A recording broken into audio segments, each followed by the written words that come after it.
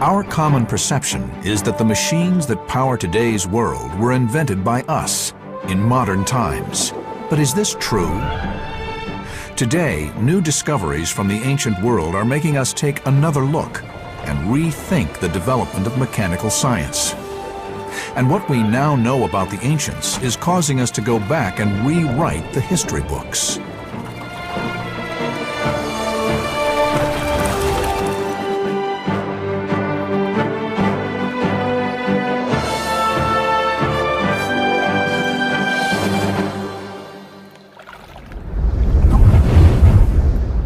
While Europe wallowed in the Dark Ages, ancient China reigned supreme as the world's technological superpower. Only now are we beginning to discover that many of the inventions that shape our modern world have their roots in this remarkable civilization of the ancient Orient. Complex geared machines that fueled production on an industrial scale. Precision seismographs for detecting earthquakes. Drilling machines that bored for natural gas hundreds of feet beneath the Earth. The cosmic engine, a super-scale astronomical computer that not only told the time, but also predicted the passage of the planets and the stars. And even blast furnaces, capable of forging metal on a scale that rivals that in the modern world.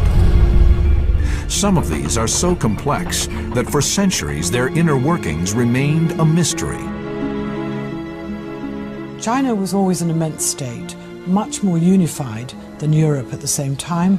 If they were to control the population, they had to organize manufacturing on a very large scale. I regard that as the basis of industrialization. But how did the technology of China become so advanced?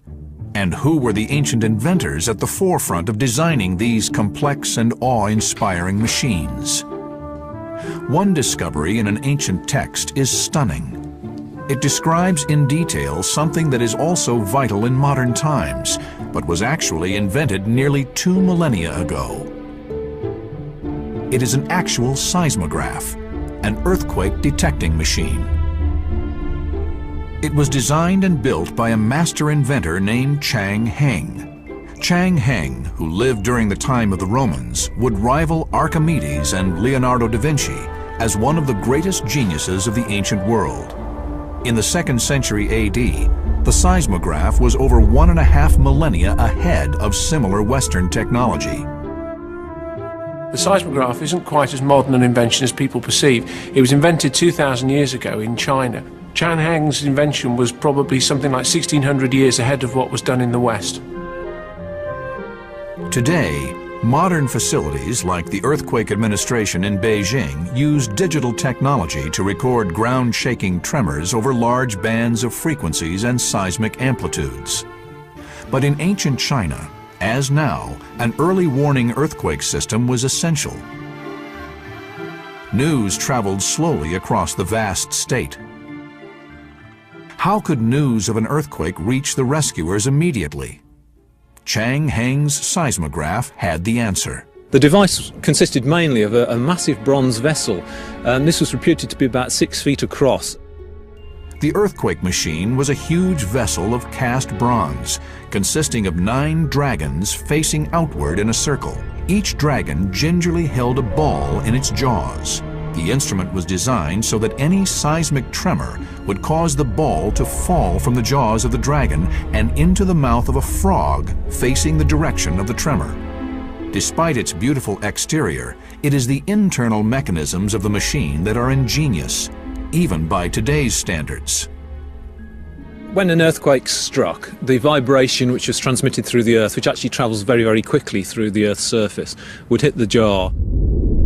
There was a vertical rod inside the jar, balanced carefully with a weight at its top end. This is known as an inverted pendulum. The seismograph worked by having an inverted pendulum inside it that basically toppled over, and by toppling over in one direction or another, it would impact with a ball, and the ball would fall from the side of the seismograph, giving an indication from which direction the earthquake had actually come. The inverted pendulum is an ingenious device. It stands motionless until the slightest vibration sends it toppling over. indicating the direction of the epicenter. We can all picture what a conventional pendulum is. If we think of a grandfather clock swinging, it has a pendulum swinging inside it. An inverted pendulum is the exact opposite, where you have a pivot underneath and you're trying to balance that from underneath. But there is another discovery from ancient China that, like the seismograph, is also vital to us today.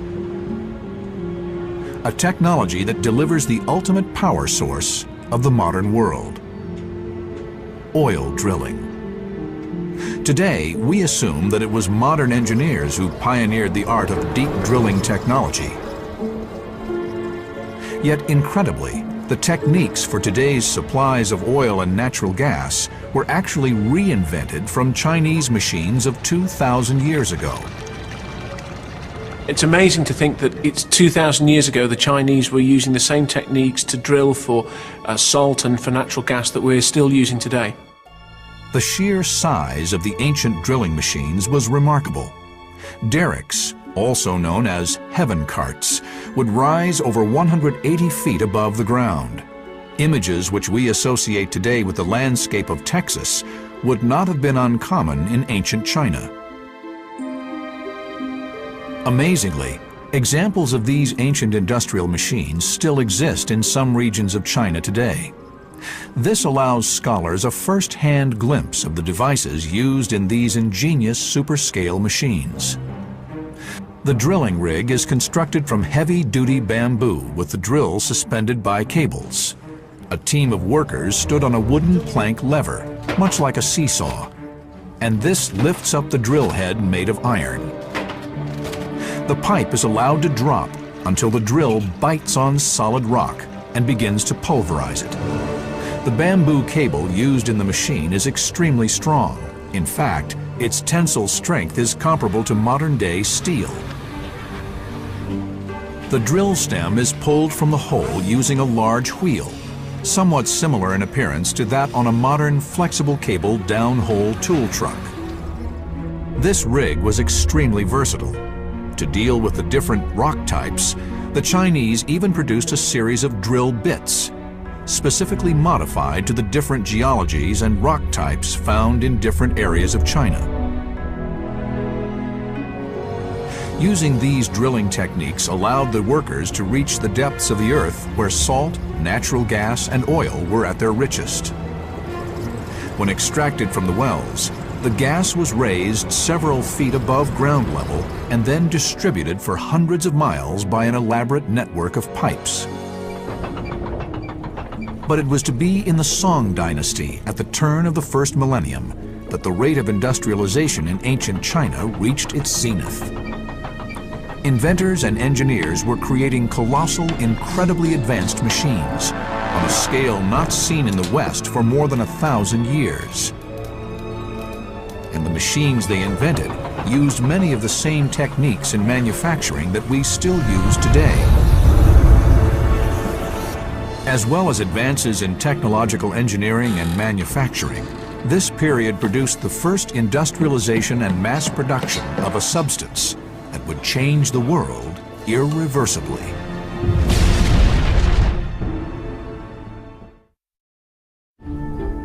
The Song dynasty lasted from 960 to 1279 AD and was based in the Henan region in eastern China. The dynasty launched a 300-year period of economic growth, coupled with great artistic and intellectual achievement. It was during the Song period that the four great inventions of papermaking, printing, the compass, and gunpowder were further developed, technologies that spread across the globe and changed the world permanently. Of these four great inventions, perhaps the most lasting legacy of the Song dynasty was the development that combined three simple chemicals into the most explosive change in world history: gunpowder. This single-purpose but multi-use mixture not only revolutionized warfare, but has led to rocket and missile development, and even the first few steps on a journey of exploration that has put man on the moon. But this period was also marked by stunning advances in manufacturing. In particular, one such area of innovation was in heavy metal manufacturing. In the province of Shantung, one recent discovery has given us remarkable insight into the metal forging abilities of ancient China. It is the remains of a giant cast iron pagoda that dates back to the Song dynasty. What makes these iron structures so incredible is that casting massive pieces of iron is a challenge even today. How the ancient engineers managed this amazing task is something we find hard to comprehend. To produce and cast quality iron on a mass scale, iron workers today constantly need to keep a massive volume of molten liquid at a very high temperature so as to allow the liquid metal to be poured. The same was true 2 millennia ago. One way to raise the temperature in a furnace is to blow air in, exactly as we might do when we fan the flames of a barbecue or use bellows on a fire. Modern ironworks use the same principle, but they use electrical air pumps to feed the fire. But how might the ancient Chinese have devised a method of driving massive volumes of air to heat their furnaces? An intriguing discovery at an ancient site has recently given archaeologists clues that automated air bellows machines were in fact in use. Drawing on the technological knowledge of their predecessors who had begun to use water as a motive power, we now believe that engineers created a mechanical system for the operation of the blast furnace bellows. To generate the kind of heat required in a blast furnace, you need quite considerable volume of air. It doesn't need to be incredibly high pressure, but there needs to be a lot of it. And what the Chinese did is they modified a traditional water mill, and they developed a system of bellows which are operated by cranks worked by the water-powered wheel. Dr. Geraint Owen is a specialist in mechanical design and engineering at the University of Bath in England. Using a water wheel as the starting power source, and you want to drive a bellows, you can drive it using a crank, and where you have a central axle and an offset pin and some form of connecting rod and link. So the water wheel will turn the crank in a rotary motion, and then all that the crank does with its connecting rod is convert that into a linear motion that you can use to power the bellows. This type of machine is similar in principle to the design of the piston in a steam engine or automobile, but operating in reverse. In the Chinese machine, the wheel turns to operate a crank, whereas the later steam engine would use a piston-driven crank to turn the wheel. The ancient Chinese understanding of engineering allowed automated continuous air blasts to create the high temperatures needed for successful iron casting. Hand in hand with a mastery of casting came other mechanical innovations that were also centuries ahead of their time. The Song dynasty also produced advances in mass automated manufacturing and high-tech sophisticated machines, some of which laid the groundwork for much modern machinery. One such invention is the ancient world's version of the odometer. An odometer is a simple device that allows you to measure distance in exactly the same way as you have an odometer on the dash of your car. But could the Chinese have invented the gearbox more than a millennium before the modern engine? This fascinating ancient device is known as the rangefinder chariot. The cart, when pulled alongside a marching army, would signal the passing of every 500 yards with the banging of a drum.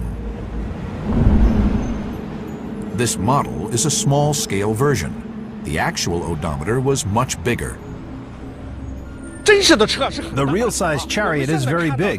What you see now is a mini-sized model. We rebuilt this according to the ancient texts. The toothed gears in the machine are driven by the chariot's wheel. It uses what is described by modern engineers as a reduction gear train, a system that lowers the output speed so that one or more pins can revolve slowly, releasing catches at predetermined intervals to trigger the striking of the drums every 500 yards. Experts believe the machine was used to lead the Emperor's royal guards on military assignments, to record the distances of enemy camps, or even to measure how far the army had marched from the royal city. When the wheel outside is turned, it drives a small standing gear wheel inside. The large gear wheel drives a small gear flywheel, which again drives a large wheel. A lever on the big wheel will trigger the string to hit the drum when the wheel has turned enough. Now, the little lever is in a position to be triggered. It is triggered, and the string on the drum is hit. What is remarkable about this odometer is that its gear systems match those in today's motorcycle engines precisely. One of the keys to the range-finding chariot was the gear system within it, and here is an example showing a section motorcycle engine, and this engine is currently in bottom gear, and you can see that you need a number of turns of the engine in order to make the output sprocket of the motorcycle go along. So this is gearing down the speed of the engine to the speed of the sprocket. The same would have happened in the range-finding chariot, only that it would have been an even greater reduction, so that you would have had for every 500 yards, the main wheel with the trigger would have just turned once. This type of machinery demonstrates that the Chinese possessed an early understanding of the elements that are used in jack work in today's modes of transport. But there is intriguing evidence of the application of gear engineering on a massive industrial scale during the Song dynasty. One discovery in particular has caused us to rethink everything we thought we knew about ancient manufacturing. We now know that the Chinese had fully operational huge factories, capable of mass production.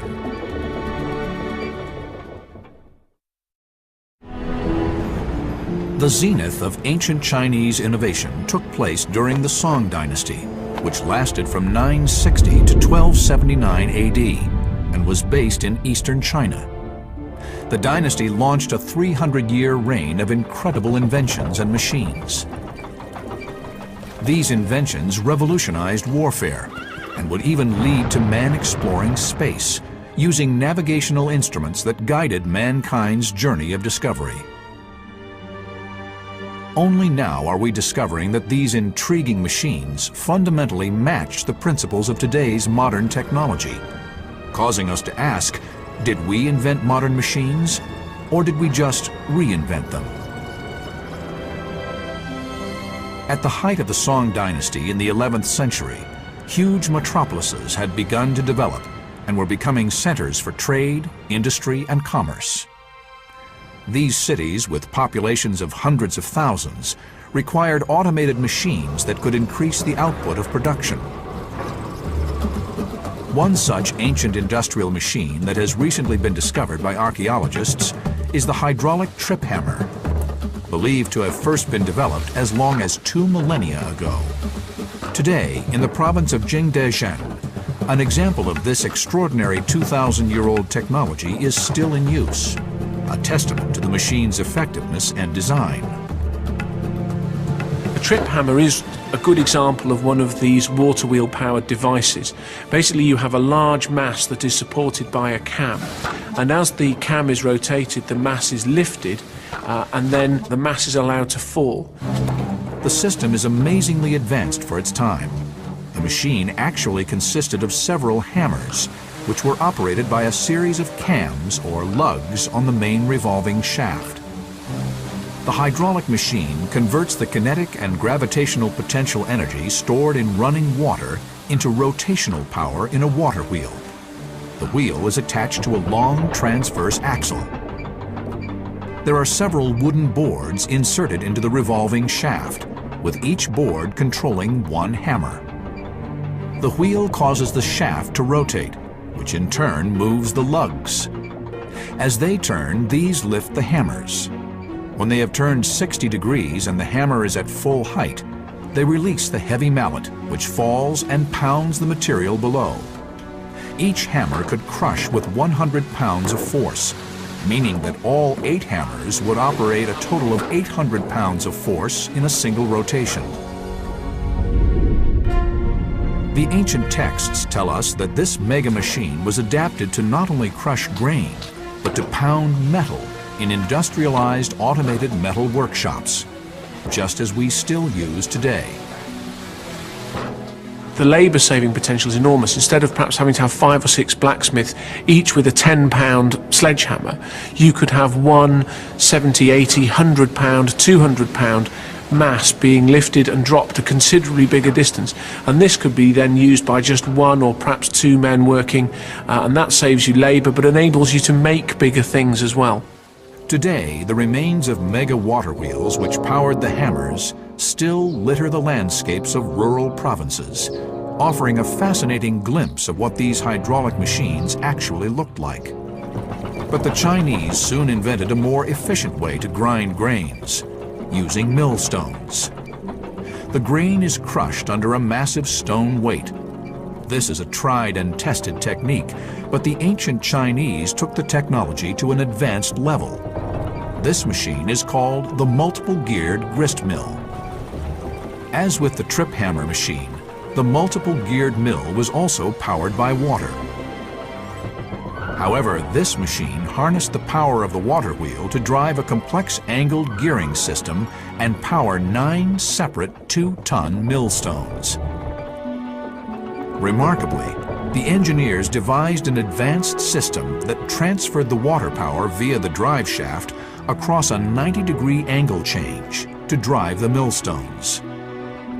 We have this one enormous wheel which has got a shaft fixed to it, and on this shaft are a whole series of gears which are providing the motive power, and then from these there are a series of right angle gears which are changing the direction of the rotation and allows a whole series of different millstones to be driven off one shaft. This is a very economical way of generating the required power.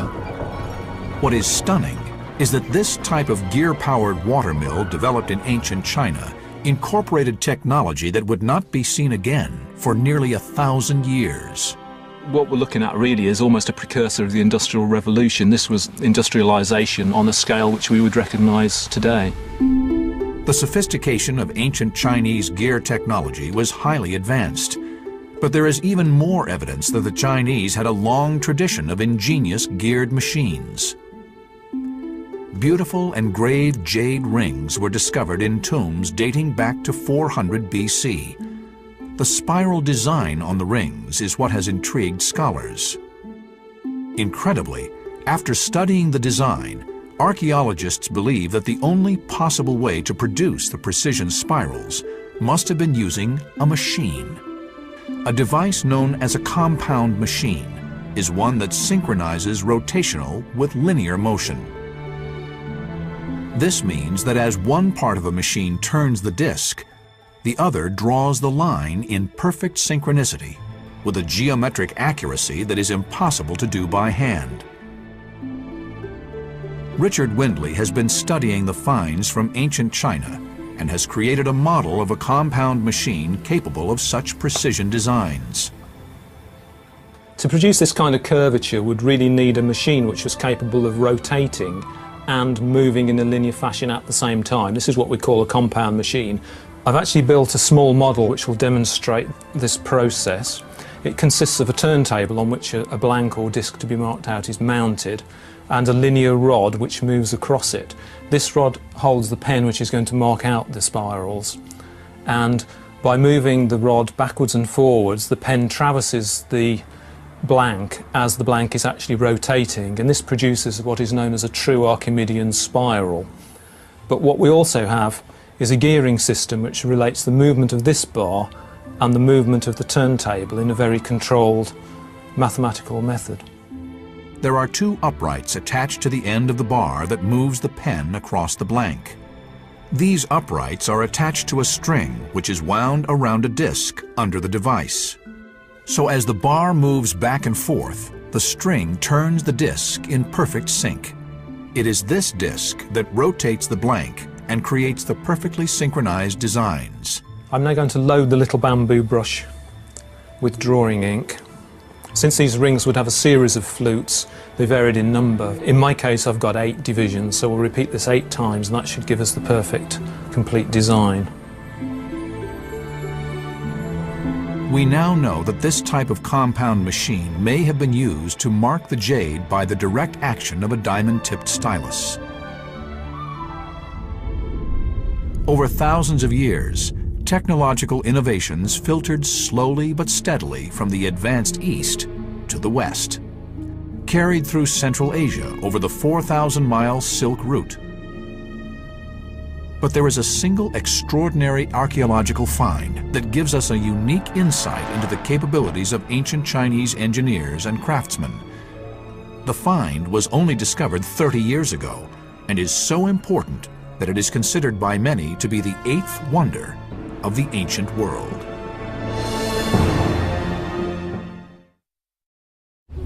Many ideas and processes for technological masterpieces are simply lost to history. But there are intriguing artifacts that survive from the ancient world, which provide tantalizing evidence that incredibly complex techniques actually existed thousands of years before the modern age. The extraordinary first emperor of China's terracotta army is startling evidence of the magnificence and grandeur of the ancients. It is located in eastern China, and today it is considered by many to be the 8th wonder of the ancient world. The discovery of this tomb and the excavation of it is one of the top archaeological finds of the whole world. It's as important as the pyramids, if not more important, and though there are many, many tombs in China, nothing like this scale is seen in any other part of China. Buried near the Emperor Qin's tomb to defend him in the afterlife, ancient Chinese craftsmen and engineers created over 8,000 warrior statues of stupendous quality. What is even more stunning is that these warriors are actually armed with over 10,000 fully functioning lethal bronze weapons. Warriors of the age would use copies of these exact weapons to engage in hand-to-hand combat with their enemies. Over 2,000 years later, these weapons still have the capacity to inflict enormous damage. What is particularly stunning is that these weapons, along with the warriors and their body armor, were mass-produced in metal forging factories in ancient China. But how did the emperor's engineers approach the complexities of high-quality mass production? And what technology was used to create some of the world's most beautiful and complex objects? Each figure is individually sculpted, cast, polished, showing the sort of production techniques which were not generally introduced in Europe until the 18th century. The sheer scale of the discovery is mind-blowing, and even today, some 30 years after the initial finds, archaeologists are still uncovering hundreds of ancient weapons and artifacts. One of the most unbelievable finds from the excavations so far is what has become known as the Emperor's Chariots. These full-scale chariots are believed to be the vehicles for the Emperor's inspection tours in his afterlife. Investigations into their production have revealed that during the Qin dynasty, the Chinese, through careful practice and detailed research, had established highly advanced scientific standards for metallurgy and metal production. The bronze chariot could indeed present the highest achievement during the bronze casting history in ancient China. These two chariots were each made of 3,000 components. Every single component was made alone and combined together later with others. In total, the Emperor's chariots have 3,642 separate components of gold, silver, or bronze. What is particularly remarkable is that each was individually cast before assembly. It would have been like hand carving all the pieces of a 3,500-piece jigsaw puzzle separately, while never being able to match each piece to any of its neighbors until the project was complete, all the while ensuring the fit was perfect. Most of the joins are created using a technique known as cast welding. Welding is a technique of joining two pieces of metal using extremely high temperatures and a welding material, or solder, to create a very strong bond. Cast welding of iron is very difficult, even today, as cast iron has a carbon content 10 times that of steel, and this high carbon content causes the metal to flake. Managing the temperature of the process is the way to ensure success, and this requires a highly advanced knowledge of critical temperatures and the properties of metals. Inlaying was also used. This is a complicated process that involves inserting a piece of one metal into a slot in another, a challenging technique that the ancient Chinese mastered. These were highly advanced techniques that we still use today.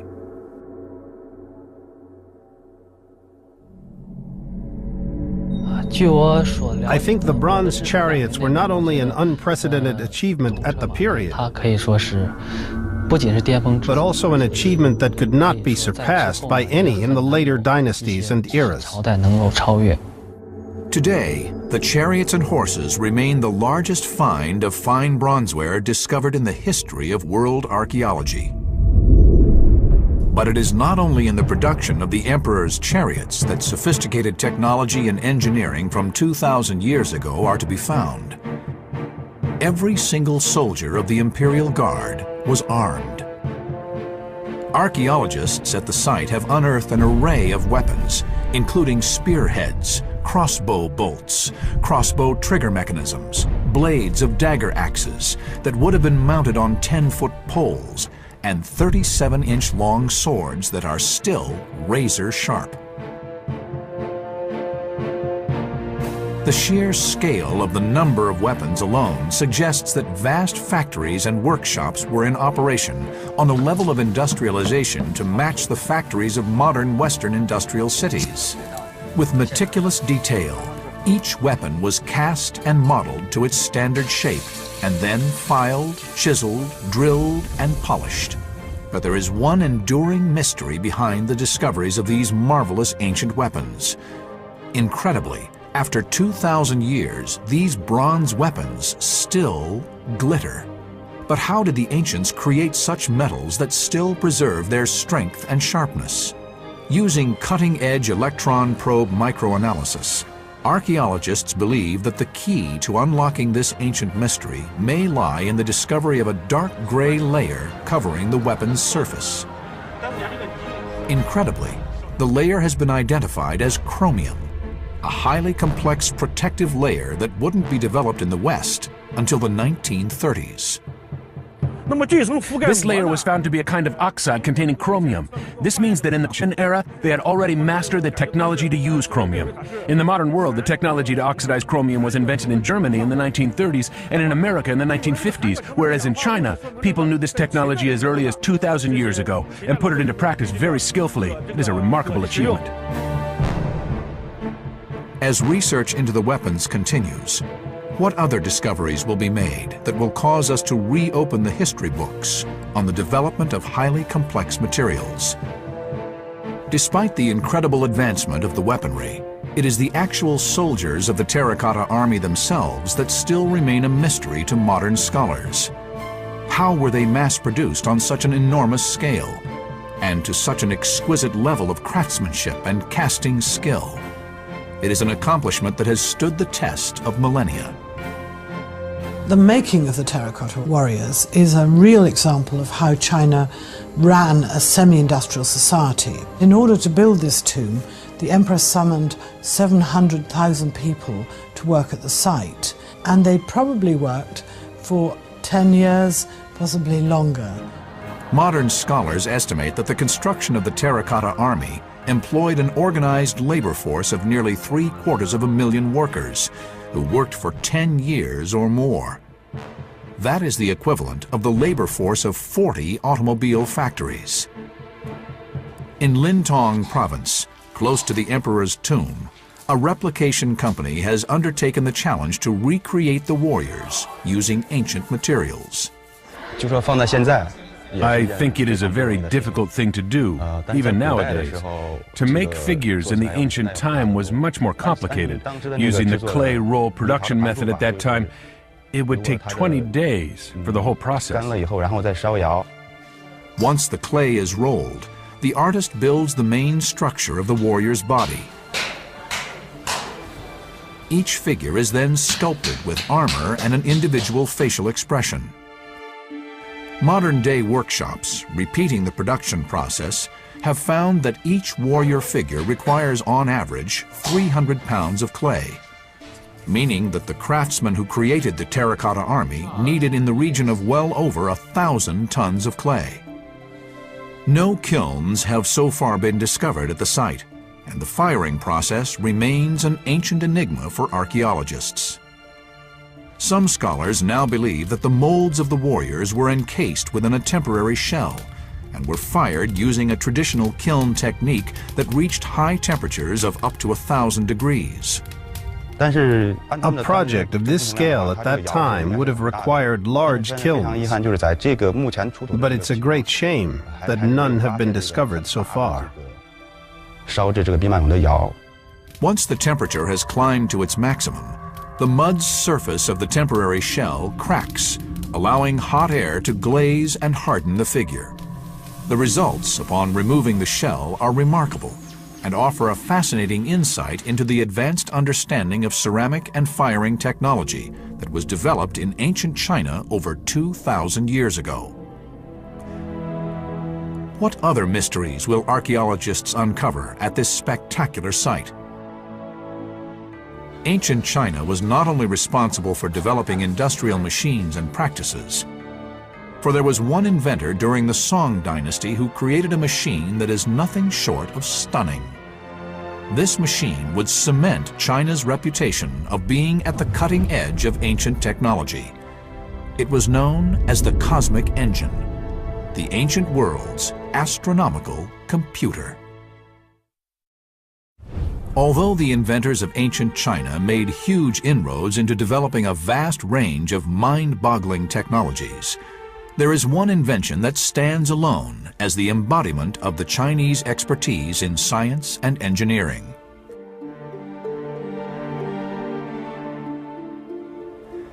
And as was the case with the Romans and the Greeks, it was built by a Chinese innovator and genius way ahead of his time. A master of precision technology and a brilliant all-round engineer, his name was Su Song.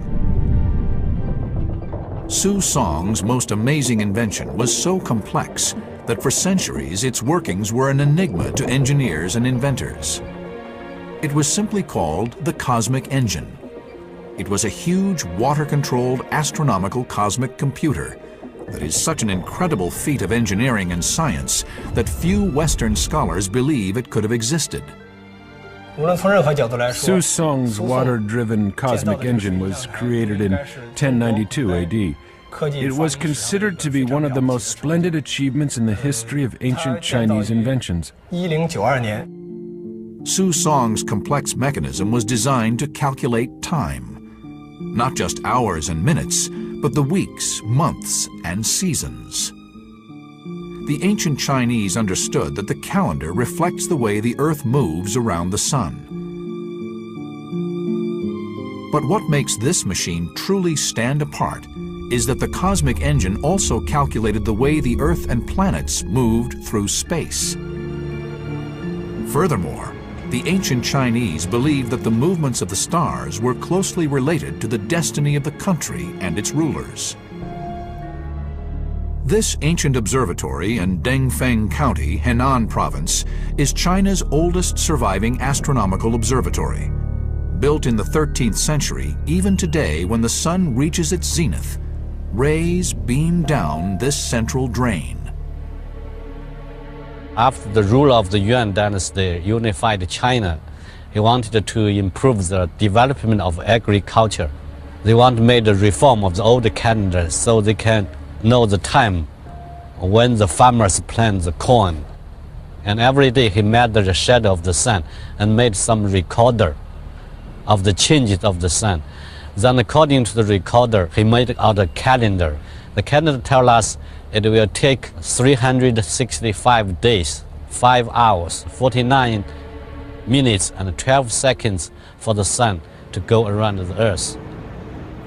But 2 centuries before this intriguing observatory was built, Su Song was well on his way to designing and then building his astronomical computer. This would be a machine that would not only be able to calculate the passage of the stars and the Earth to tell time, but would also reveal to the world the technological sophistication of ancient China. This was a monumental task. How might Su Song realize such an ambition? The cosmic engine is a huge 12-meter-tall apparatus and very complicated inside.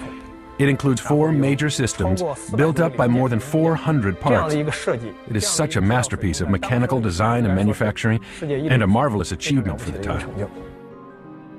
Today, we know exactly how this mechanism was built, because Su Song left us detailed blueprints in his treatise called A New Design for a Mechanized Armillary Sphere and Celestial Globe.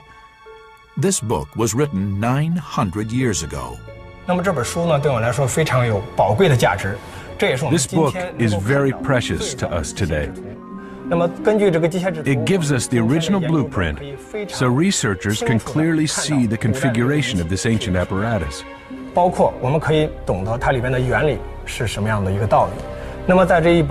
The script contains 47 illustrations, including all the parts and their assemblage.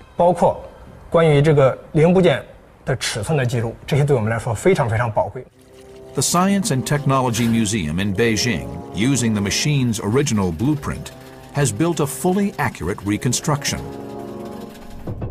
The computer looked like a tower. The whole mechanism was 5 stories tall. On the front of the tower was a pagoda structure, with each of the 5 stories having a door through which mannequins appeared ringing bells and gongs and holding tablets to indicate the hours and other times of the day and night. But how did it work? What ingenious innovations and technological developments did this incredible device use? A celestial globe showing the movement of the stars inside the tower turned in synchronization with a sphere just above it. As the celestial globe turns, so does the sphere. This meant that the analysts and engineers using the computer could compare and cross-reference between both globes and record multiple data. All of the time indicators were controlled by the same giant machinery, which simultaneously turned the sphere and the globe.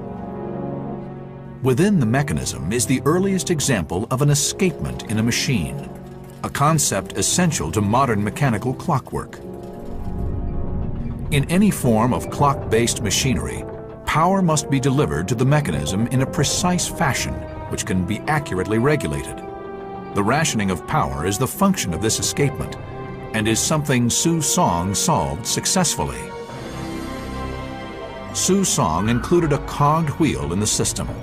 Connected to this was a stopper that only allowed the cog to rotate at a specific rate, by stopping the rotation briefly and then allowing it to continue at a precise regular frequency.